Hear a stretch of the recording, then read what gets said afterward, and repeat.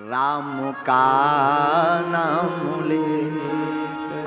भैया जो मर जाएंगे वो अमर नाम दुनिया में कर जाएंगे। तो अगर आपको जीना है तो ऐसे जियो, आत्मबोध करके स्वयं को जानकर, हम कौन हैं स्व को जानकर ठाकुर के चरणों में डूब जाओ, लग जाओ, गोविंद के चरणों में प्रीति बनाओ। साधु आपके हर पल में आनंद आने लगेगा। आप देखोगे, आप अनुभव करोगे। अभी आपको छोटी छोटी खुशी प्राप्त करने के लिए बड़े बड़े पुरुषार्थ करने पड़ते हैं। छोटी खुशी के लिए बहुत बड़ा मकान बनाना पड़ता है, तब आपको 2 दिन की खुशी मिलती है, हमारा मकान हो गया। फिर आप जाकर के प्रवेश करते, गृह प्रवेश होता और 2 दिन हुए नहीं कि मकान तो हो गया पर एसी रह गई। अब दूसरा टेंशन शुरू। अब एसी जब तक नहीं हो गई तब तक आगे को लगो दिमाग में, पड़ोसी धोखे से एसी सुधार पे भी ले जाए, अरे ये दिखा रहा है आगे को लोगों, आज हम पे भी होती हम बताऊते। अब तो खुद की एसी हो गए। अब देखना जरा, भगवान कृपा भी कर दें, एसी भी लिप जावे तो 2 दिन तो फिर आनंद। 18 नंबर पे सोवे, 16 पे सोवे, रजाई ओढ़ ओढ़ सोवे नई नई एसी में। हाँ, और जहां 2 दिन निकले वो एक बार जुकाम हुआ, एक बार एकदम सर्दी बैठी, सोई एसी गायब हो गई। अब तो भैया टेम्पू टैक्सी से ऑटो ले लेकर के मार्केट जाते जाते थक गए, अब तो मोटरसाइकिल होनी चाहिए। ये भैया टेंशन है, जब तक जीवन रहेगा तब तक लगा रहेगा। ये छोटी छोटी खुशियां प्राप्त करने के लिए आप कितने प्रयत्न नहीं करते, रात गवाते, दिन गवाते, क्या क्या नहीं करते और क्या क्या करने के लिए उत्सुक नहीं हो। अगर आप जिंदगी में हर पल मुस्कुराना चाहते हो तो आप ठाकुर के हो जाओ और ठाकुर आपके हो जाएं। अगर आप हर पल मुस्कुराना चाहे। अच्छा, यहां पर सब विद्वान बैठे हैं, क्या अभी कभी आपने विचार किया कि जो मरघट यात्रा निकलती है उसमें 3 चीजें क्यों फेंकी जाती हैं 100 पर? पूछो क्या क्या? बतासा, बतासा जानते हो ना? बतासा, रुपया और मखाने। मखाने क्यों फेंके जाते हैं? क्यों फेंके जाते हैं? बतासा इसलिए उस 100 के ऊपर फेंके जाते हैं कि भाई आप तो चले गए, तुम्हारा तो राम नाम सत्य हो गया। जैसे बतासा में मिठास है, ऐसा आशीर्वाद दो कि हमारे परिवार में भी ऐसी ही मिठास बनी रहे।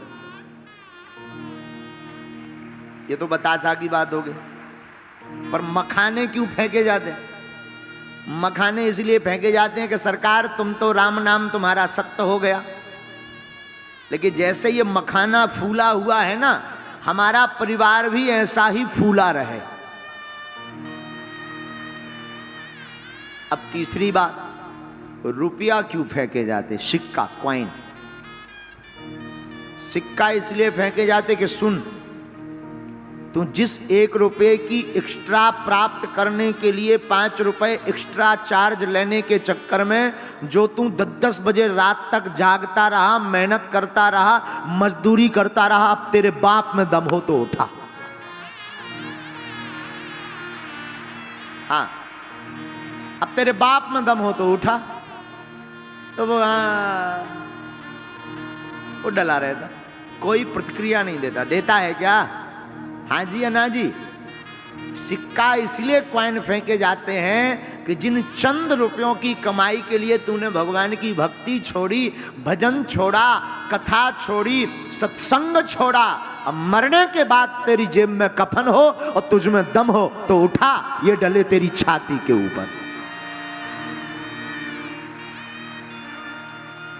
रात गवाई सोए कर दिवस गवाया खाए, हीरा जन्म अनमोल था, कौड़ी बदले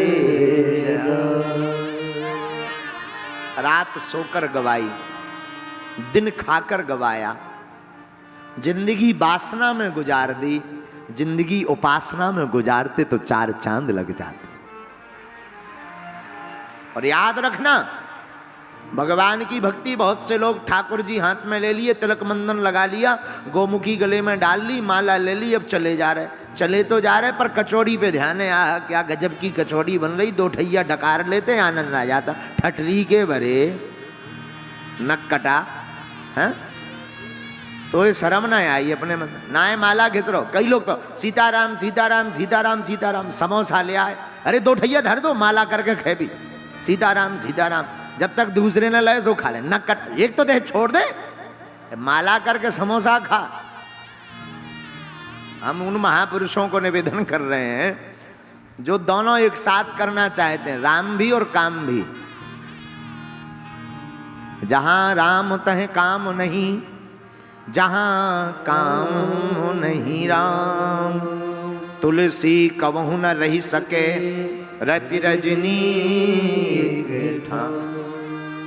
और ये बात हमने इसलिए बताई है, खाना बुरा नहीं है, पहले भोजन कर लो खूब दबाकर, ताकि बाद में जब माला करें तो भोजन की याद ही न आए।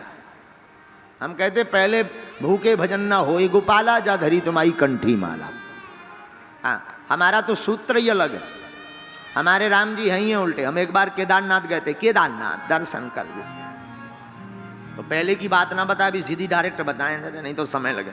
केदारनाथ दर्शन करवे गए, बढ़िया सुबह से तो भूखे रहे कि भगवान भोले बाबा के दर्शन होने, और जैसे ही नजदीक पहुंचे सो कचौड़ी बना तालाब है।